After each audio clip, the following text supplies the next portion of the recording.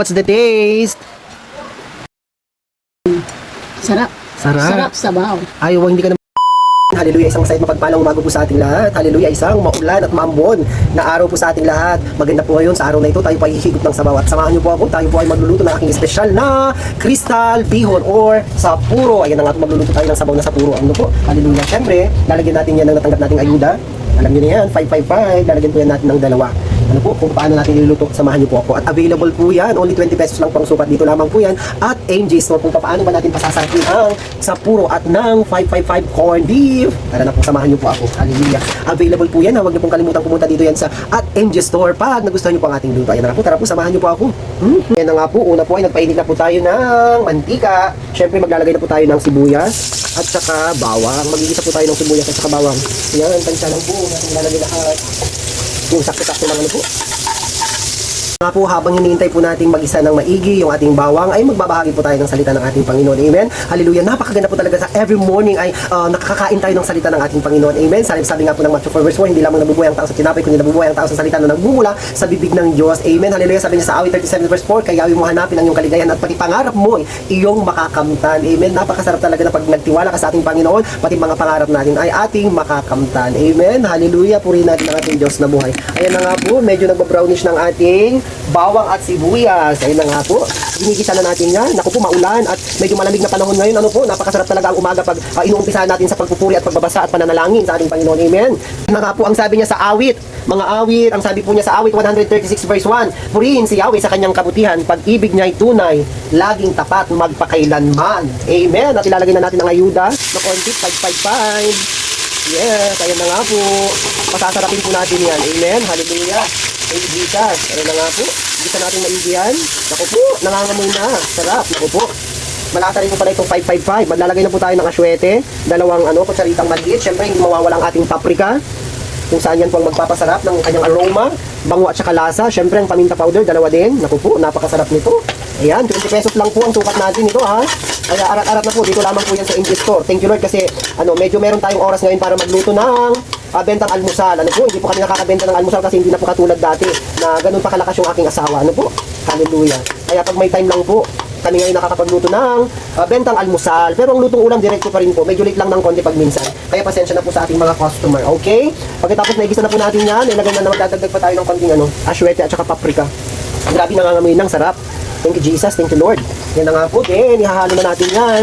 Tapos pag nagisa na natin yan ng konti, maglalagay na tayo ng fish sauce or patis. Ayan. Naku po. Super yummy yummy tits. Naku po, napakasimpleng luto lang nito. Pero grabe, itong napakasarap na isang dish. Pag ganitong mga ulan-ulan, ano po, may sabaw ka na, may bihon ka pa. Ano po, may condensed ka pa. Yan na nga. Hallelujah. Bigyan natin yan ng konti. At hintayin natin magisa ng konti. Tapos maglalagay na tayo ng water. At ayan na nga po, nag-isa na siya. Kaya maglalagay na tayo ng tubig sa ating may wagang tabo. Flex natin yung tabo natin. Ano po? Ganda. Scout.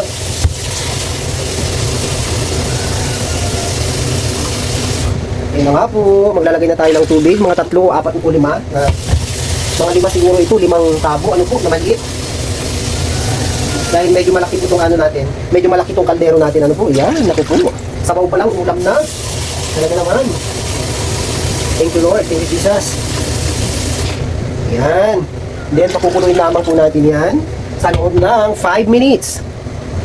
Ayun na guys, mga kapatid, na malapit ng kumulo, kaya ilalagay na natin ang ating sapuro crystal. Yan. Ilalagay po tayo ng 5.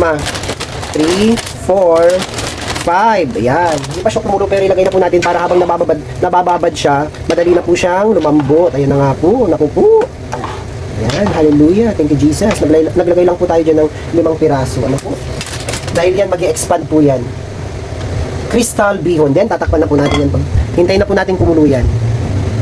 Kaya na nga mga kapatid. Tingnan, oh my God. Yan na nga po. At kumulo na. Hallelujah. Ilalagay na po natin ang ating beef cube, syempre. Then, hahaluin na po natin yan. Naku po, grabe.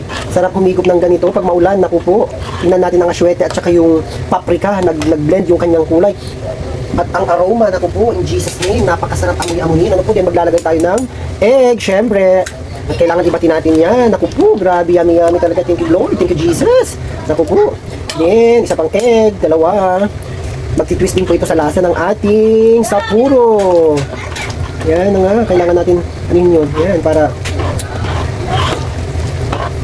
Hallelujah. Naku po. Ayan na nga.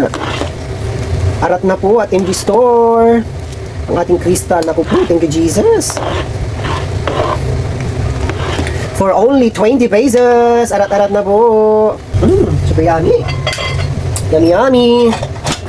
Ayan na nga po, okay na po itong ating sapuro, sabaw, with corned beef. Ayan na nga po, ang last natin ilalagay ang, ito na nga, cabbage. Medyo mahal po ang cabbage ngayon. Ito po yung huli natin ilalagay, ano po, para hindi po siya ma-overcook. At syempre, yan, okay na po ito kasi mag-expand pa itong ating sapuro, ano po. Yan, ako po. Arat na po, at MG Store, only 20 pesos. Tara, let's! Syempre, hindi yan magpapatalo. Sarap. Sarap. Sabaw pa lang. Ulam na. Wow, tara na po, bili-bili na po mga suki. What will you say to them? Bili na kayo mga suki. Tumingin ka sa dito MG ah. Store. God bless everyone. God bless everyone. Bye-bye. Say bye-bye na to them.